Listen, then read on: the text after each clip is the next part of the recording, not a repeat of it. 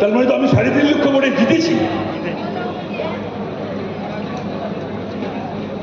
রোজভ্যালিতে jail খাটা 4 মাস, তারপরে তো টাকা পয়সা তোলা ছাড়া রামকৃষ্ণ মিশনের নামে টাকা তোলে জানেন? আমার কাছ থেকে শুনো। তারপরে তো টাকা তোলার আর ইয়ের অভাব নেই, ও সমস্ত সন্তোষ পাঠক আমার থেকে আবার বেশি জানে, বলে দেবে। এদের ভোট দেবেন? আপনার করবে না? আপনার প্রতিনিধি হওয়ার যোগ্যতা আছে? Did they deserve at all?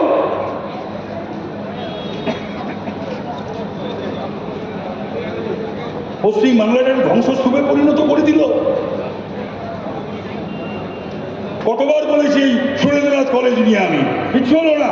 বললাম যে ইটটা বাকি আছে বিক্রি হতে, আর সব বিক্রি হয়ে গেছে। কোনোদিন শুনিনি, আমি রাজ্য ছাত্র পরিষদের সভাপতি ছিলাম। কংগ্রেস কলেজে ইউনিভার্সিটিতে ভর্তির জন্য টাকা নিত আমি শুনিনি কোনোদিন। সিপিএমও এসে ভাই কোনোদিন আমি শুনিনি। এই মমতার আমলে কলেজে কলেজে ইউনিভার্সিটিতে ভর্তি টাকা ছাড়া হচ্ছে না। এখানে একটা রেলওয়ে কোঅপারেটিভ ব্যাংক আছে, সেই কোঅপারেটিভ ব্যাংক 18 লক্ষ 20 লক্ষ করে টাকা নেয়। কার কার কাছে টাকা যায় আপনি ভেবে নিন। আরো পরে আরো পরে আরো পরে আমি বলে বলে ক্লান্ত হয়ে গেলাম। তারপরে আমার বিবেক একদিন আমাকে যেন প্রশ্ন করছে, তাপস বলা বন্ধ কর, কিচ্ছু হবে না, ওসব কাটমানি, ওসব যায় যেখানে যেখানে যাওয়া, তুই কেন শুধু শুধু চেঁচিয়ে মরছিস আর বলে মরছিস? হলো না, হলো না। আচ্ছা, কোনোদিন শুনেছেন কংগ্রেস আমলে চাকরি বিক্রি হয়েছে? কোনোদিন শুনেছেন সিপিএম এর আমলে চাকরি বিক্রি হয়েছে? হ্যাঁ, চাকরি আমরা দিয়েছি, বহু চাকরি। আবারও বলছি, বিজেপি ক্ষমতা এলে গরিব গুরুদের, পার্টির ছেলেদের চাকরি দেব দেব দেব, বেচবো না, বেচতে দেবো না। সিপিএমও বেচেনি, কংগ্রেসও বেচেনি, দলের ছেলেদের দিয়েছিল, গরিব গুরুদের দিয়েছিল। কিন্তু তৃণমূল গরিব গুরুদের না, দলের ছেলে মেয়েদের না। তৃণমূল চাকরি দিচ্ছে, বেচছে বেচছে।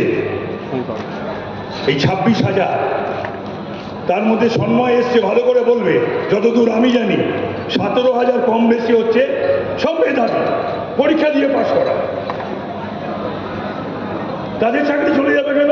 চুরি করবে মমতা, আর চাকরি যাবে মেধাবী ছাত্রছাত্রীদের পরীক্ষা দিয়ে পেয়েছে বলে, পয়সা খেয়েছে মমতা।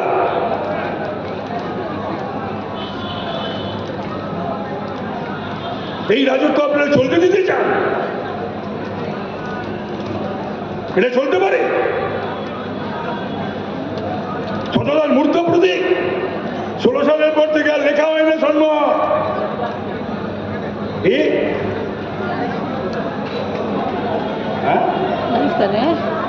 আমাদের ঠিক আছে, একটু আসতে রে ভাই, ভাই ঠিক আছে, দাঁড়িয়ে।